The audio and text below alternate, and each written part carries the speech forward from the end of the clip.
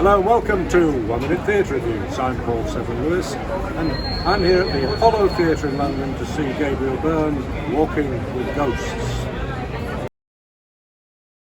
I realised that those ghosts were not really walking with me. They were inside me. Walking with Ghosts is an autobiographical play from an actor who has appeared in around 70 films, including The Usual Suspects and Miller's Crossing. But if you're expecting Hollywood gossip, you're going to be deeply disappointed. The ghosts that Gabriel Byrne talks about are mainly from his childhood and youth. He conjures up the people from his past with the power of language and his prowess as an actor. The lights go up, and Mr. Byrne, reminiscent of the ancient mariner, immediately holds you with his glittering eye and launches into his monologue. "I had a dream," he says, and tells us of the ghost boy always running. That is him as a child. What follows are more than anecdotes of a guest on a chat show. They're an exploration of memory, the way some images linger while others fade, the events, trivial and momentous, that made an impression and made the man that we now see before us.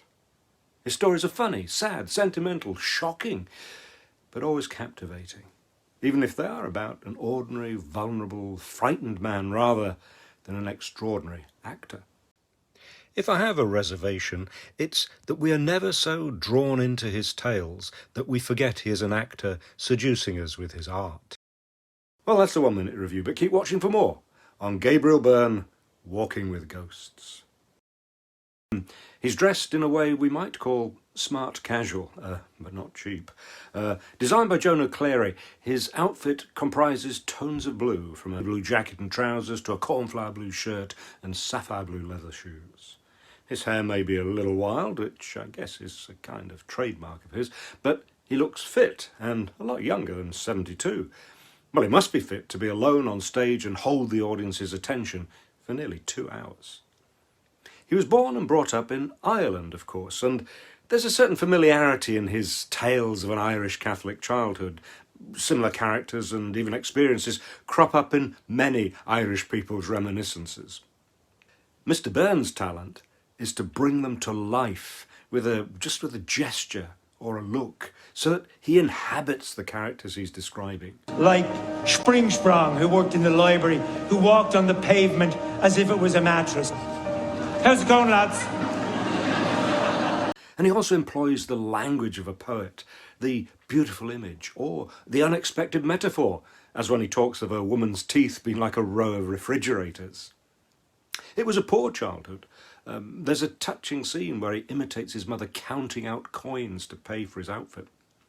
But despite a lack of open affection from his parents, something which many people of my generation will be familiar with, certain unexpected incidents made it clear to him that he was loved.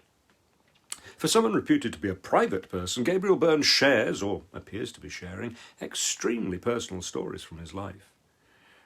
There appears to be almost an element of catharsis when he talks about being sexually abused as a child, the unforeseen heartbreaking tragedy that affected his sister, his own alcoholism, which is almost foretold in one of the earliest scenes when the famous poet and playwright Brendan Behan drunkenly blesses him as a small child on a bus.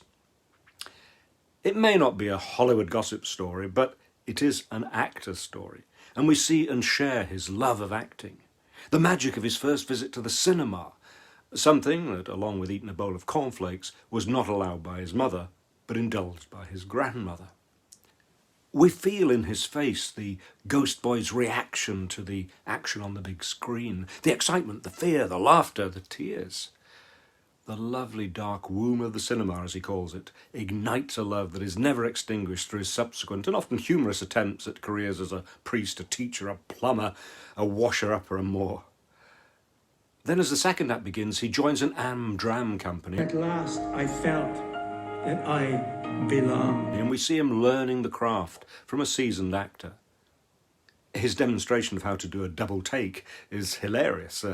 as are his descriptions of the various kinds of bow that actors do during their curtain call. We do get a glimpse of one Hollywood icon, Richard Burton, who tells him that fame doesn't change you, but it changes the people who meet you.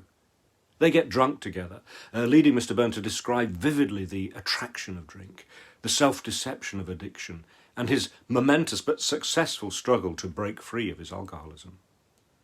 He doesn't linger on his movie career, but returns to talk about his family, because, as I said, this is not about stripping away the phony tinsel of Hollywood to find the real tinsel underneath, as someone once said.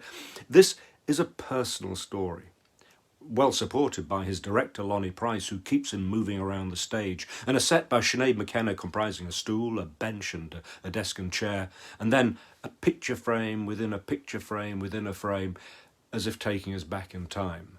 And at the back a cracked mirror, suggesting the unreliability of memory. Sounds by Sinéad Diskin help invoke the situations being described. And as we near the end of the play, Mr. Byrne's description of the vicissitudes of growing old will not be surprising to anyone who's had elderly parents, but he brings his own ageing and dying parents to life in a heart-tugging manner.